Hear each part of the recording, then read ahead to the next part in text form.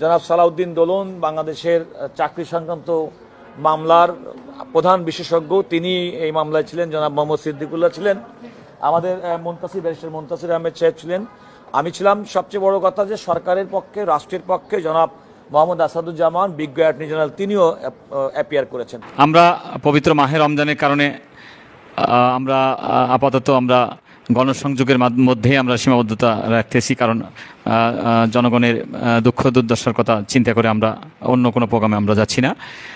আমরা চাচ্ছি যে এই গণসংযোগের মাধ্যমে আমরা সারা বাংলাদেশে আমরা সবাইকে সচেতন করে তোলা, সজাগ করে তোলা, যাতে আমাদের এই সরকার মহোদয়, সরকার বাহাদুর যেন আমাদের কথা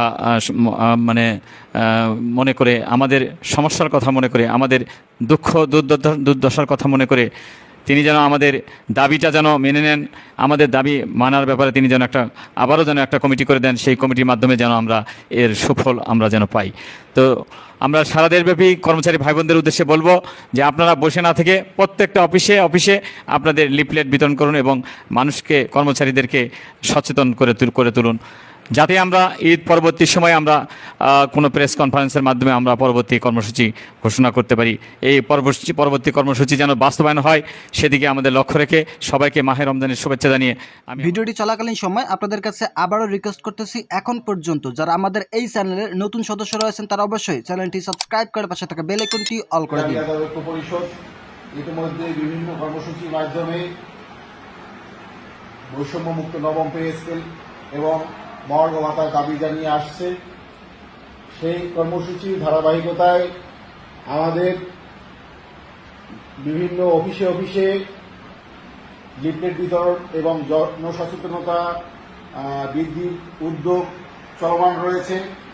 একই সাথে বিভিন্ন রাজনৈতিক দল এবং বিভিন্ন সামাজিক ও অর্থনৈতিক যে সংগঠনগুলি আছে, প্রতিষ্ঠানগুলি আছে, তাদের ঊর্ধ্বতন কর্মকর্তাদের সাথেও আমাদের জনসংযোগ কর্মসূচির মাধ্যমে যোগাযোগ অব্যাহত আছে, যাতে আমরা এই দাবির সপক্ষে একটি জনমত গড়ে তুলতে পারি, সেই লক্ষ্যে আমরা কাজ করে যাচ্ছি। পবিত্র মাহে রমজান চলে এসেছে, এর মধ্যেই আপনাদের সকলকে মাহে রমজানের শুভেচ্ছা। আমরা এই মাহে রমজান উপলক্ষে রমজানের পবিত্রতা রক্ষার কারণে আমাদের যে কঠোর কর্মসূচি ছিল সেটাকে কিছুটা শিথিল করেছি।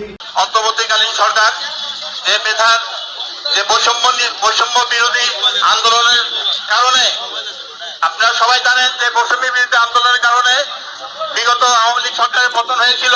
বর্তমান আমরা মনে করি সেই বৈষম্য বিরোধী সরকার ক্ষমতায় আছে, তাদের কথাবার্তার চাল চলনে তারা বৈষম্যের কথা বলে, কিন্তু কার্যত তারা কি করতেছে আজকে আমরা সবাই বুঝে যাচ্ছি। তাই সাথী ভাইরা, আজকে আমাদের যে ন্যায্য দাবি, শ্রমিকদের যে ন্যায্য দাবি এবং শ্রমিক কর্মচারী অর্থাৎ 11 থেকে 20 গ্রেডের লোকদের যে হাহাকার যে অবস্থা, সেই অবস্থার পরিপ্রেক্ষিতে আমরা আজকে রাস্তায় নামতে বাধ্য হয়েছি। আজকে এই সরকার আসার পরে আমরা ভেবেছিলাম যে বিগত সরকার অনেক স্বৈরাচার ছিল, অনেক খারাপ ছিল, বাজার সিন্ডিকেট ছিল, হ্যান ত্যান অনেক কিছু বলেছি, কিন্তু বর্তমান সরকার আসার পরে দেখা যাচ্ছে যে সেখান থেকে বাজারে তার প্রতিটা জিনিসের উন্নয়ন করছে, অর্থাৎ 60 টাকার চাল আজকে 80 টাকা কিনতে হচ্ছে, সবকিছুর মূল্যবৃদ্ধি এই সরকার ঘোষণা করলো।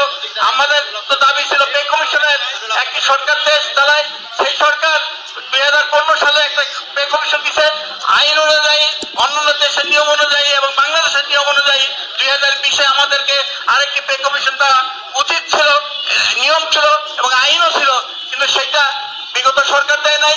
বর্তমান সরকারও তার পরিবর্তী করতেছে। তারাই ঘোষণা করলো যে মহার্ঘ ভাতা দেওয়া তারা ঘোষণা করলো, একজন ঘোষণা করে মন্ত্রী পরিষদের সচিব তিনি ঘোষণা করেন, আর অর্থমন্ত্রী বলে আমি কিছুই জানি না।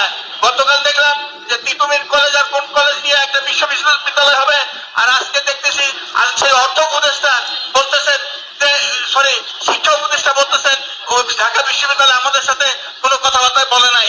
তাই এই সরকারকে বলতে চাই যে আমাদের এই দাবি যদি আপনাদের পতনের মূল কারণ হয়ে যায়, তাহলে এর জন্য কিন্তু আমরা দায়ী থাকবো না।